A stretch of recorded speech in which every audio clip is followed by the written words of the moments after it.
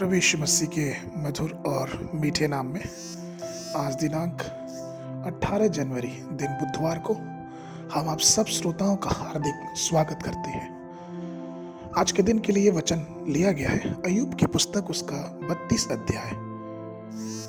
अय्यूब की पुस्तक और उसका 32 अध्याय उसका 19 पद वचन कहता है, मेरा मन उस दाखमधु के समान है जो खोला ना गया हो, वह नई कुप्पियों की नाई फटा चाहता है। प्रियो, इस्राएल के घरों में पुरानी और नई मस्कें होती थी। ये चमड़े की बनी होती थी और भंडारण के लिए इसका उपयोग होता था। विशेष रूप से पानी और दाखमधु जैसे तरल पदार्थ के लिए इसका इस्तेमाल होता था।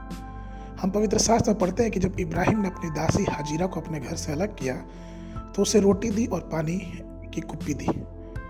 ये वही मस्के थी जो दाखरस रखने की प्रथा थी। होशू की पुस्तक उसका 9वां अध्याय 4था पद, पहला सामुएल 10 अध्याय 3 पद। नई मस्कों में दाखमधु रखते समय एक महत्वपूर्ण बात का ध्यान रखना होता था जो प्रभु यीशु मसीह ने मत्ती उसके 9:17 में कही।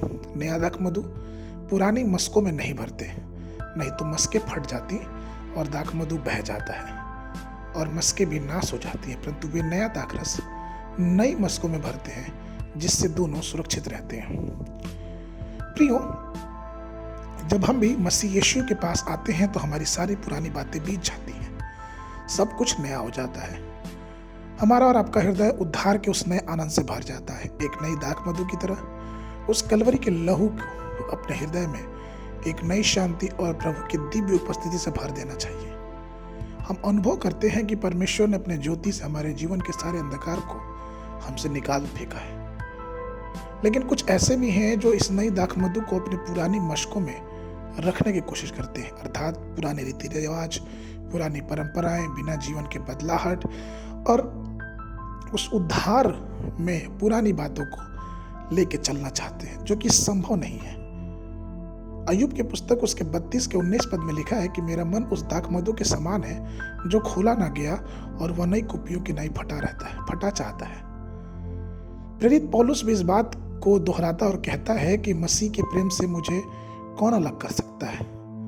मैं विवश हूं कि परमेश्वर के प्रेम को मैं न मानूं। प्रभु में प्रिय लोगों, हमें अपने हृदय की जांच करने की आवश्यकता है। हमें यह देखने की आवश्यकता है कि क्या हमने उस उद्धार के प्रकाश को अपने जीवन रूपी मस्कों में पूरी तरह से समाया है कि नहीं। कहीं ऐसा तो नहीं कि उस परमेश्वर के नए अनुग्रह को हमने जीवन के पुरानी आदतों के बीच में ही डाल दिया है। अगर ऐसा है तो हमारा जीवन किसी योग्य नहीं। इसलिए आइए परमेश्वर के उस नए अभिषेक को अपने जीवन के नए मस्के को प्रतिदिन नए करते जाएं और परमेश्वर के अनुग्रह में और भी आगे बढ़ते जाएं। आज के मनन के लिए भजन संगीता की पुस्तक उसका 56 अध्याय 8 पद। तू मेरे मारे फिरने का हिसाब रखता है, तू मेरे आंसुओं को अपनी कुप्पी में रख ले, क्या उनकी चर्चा तेरी पुस्तक में नहीं है। बाइबल अध्ययन के लिए सुबह के समय उत्पत्ति की पुस्तक उसका 43, 44 और 45 अध्याय, संध्या के समय मत्ती रचित सुसमाचार उसका 12 अध्याय 24 पद से लेके 50 पद तक। परमेश्वर आप सबको आशीष देवे। आशीष।